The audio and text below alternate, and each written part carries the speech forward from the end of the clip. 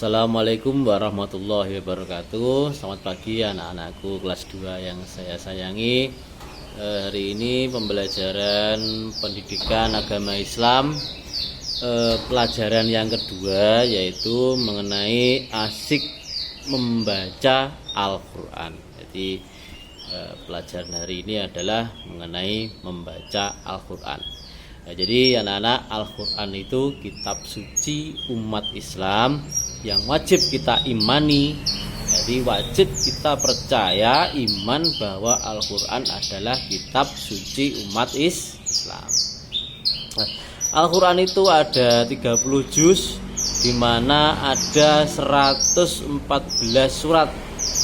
Jadi 30 juz dalam satu Al-Quran itu ada beberapa, ada banyak orang bahkan yang bisa menghafalkan 30 juz. Nanti anak-anak semoga di rumah bisa juga mencoba menghafal Al-Quran ya. Jadi Al-Quran dalam umat Islam itu sebagai pedoman cahaya, pedoman dalam menjalani kehidupan sehari-hari, pedoman hidup. Jadi dengan adanya Al-Quran sebagai pedoman hidup, maka diharapkan kehidupan manusia jadi lebih terarah, jadi lebih tahu mana yang baik, mana yang buruk, mana yang harus dilakukan, dan mana yang harus ditinggalkan, mana yang kewajiban, mana yang sunnah. Di dalam Al-Quran semuanya ada. Jadi di rumah kalian, saya harapkan tetap belajar membaca Al-Quran. Kalau belum bisa membaca Al-Quran, ya setidaknya kamu di rumah juga belajar membaca huruf hijaiyah. Jadi di kelas 1 dulu kamu sudah Pak Iwan ajari ya. Waktu dulu ada kelas meeting, di situ kita bagi kelompok, kemudian kita setiap pertemuan PAI ada kegiatan membaca huruf hijaiyah. Nanti kelas 2 tetap berjalan, walaupun saat ini kita belum bisa untuk tatap muka. Anak-anak harus tetap semangat belajar. Kapan membaca Al-Quran yang baik, mana yang waktu-waktu yang diijabahi oleh Allah. Jadi setiap saat bisa dibaca Al-Quran, asalkan di tempat-tempat yang baik. Misalkan di rumah, di sekolah juga boleh, di masjid, di musola, di langgar. Jadi setelah sholat 5 waktu kita membaca Al-Quran, boleh, nggak apa-apa. Bahkan Pak Iwan di rumah juga tetap setiap hari juga membaca. Ini sekarang Pak Iwan di juz 28 ini. Kemarin tadi pagi saya habis sholat subuh membaca Al-Quran juz 28. Sebentar lagi khatam. Nanti setelah khatam mulai lagi juz 1 lagi.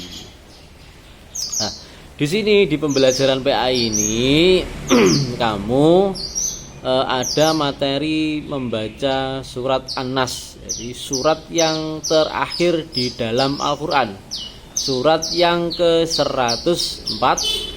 Jadi surat An-Nas itu surat yang terakhir di dalam kitab suci Al-Quran, surat yang ke-140, yang ke-114. Gimana bunyinya? Bismillahirrahmanirrahim. Qul a'udzu birabbin nas, malikin nas, ilahin nas, min syarril waswasil khannas, alladzi yuwaswisu fi sudurin nas, minal jinnati wan nas. Jadi anak-anak di rumah dihafalkan ya surat An-Nas. Nanti kalau kamu sholat 5 waktu ya itu bisa ya, kita baca Al-Fatihah, kemudian membaca surat pendek itu bisa membaca surat An-Nas. Kemudian artinya bagaimana? Ya, ayat yang pertama yaitu katakanlah aku berlindung kepada Tuhannya manusia. Jadi Tuhannya manusia yaitu Allah. Yang kedua, Malikin Nas artinya rajanya manusia. Ilahin Nas, sembahan manusia. Min syarril waswasil khannas, dari kejahatan bisikan setan yang bersembunyi. Alladzi yuwaswisu fi sudurin nas, yang membisikkan kejahatan ke dalam dada manusia.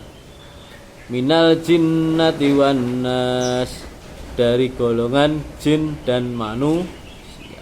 Jadi manusia itu hendaknya tetap meminta perlindungan kepada Allah. Bahkan di saat pandemi sekarang ini kita berusaha untuk jaga jarak, mencuci tangan, pakai masker. Itu secara praktek seperti itu. Tapi di dalam Islam kamu juga bisa itu diartikan sebagai satu, mencuci tangan. Artinya kita sebagai manusia hendaknya membersihkan tangan kita dengan cara sedekah ya. Dengan cara sedekah ya. Kemudian kita memakai masker. Kalau dalam Islam kita itu mengunci mulut kita atau kita menutup mulut kita dari ucapan-ucapan yang tidak baik. Kemudian menjaga jarak. Apa artinya menjaga jarak? Menjaga jarak dari perbuatan yang tidak baik. Itu di dalam Islam sudah dijelaskan bahwa semuanya perlindungan kita memohon kepada Allah. Jadi manusia meminta perlindungan hanya kepada Allah. Jangan lupa nanti di rumah dihafalkan surat An-Nas. Itu sebagai tugas kalian di rumah ya, menghafalkan surat An-Nas. Kemudian kamu juga bisa memperdalam materi ini di LKS kamu mulai halaman 12, 13 dan seterusnya di pembelajaran yang kedua. Demikian dari Pak Iwan, mohon maaf bila ada kekurangan. Wabillahi taufiq wal hidayah. Wassalamualaikum warahmatullahi wabarakatuh. Tetap semangat, tetap jaga protokol kesehatan, belajar di rumah dan tetap berdoa kepada Allah.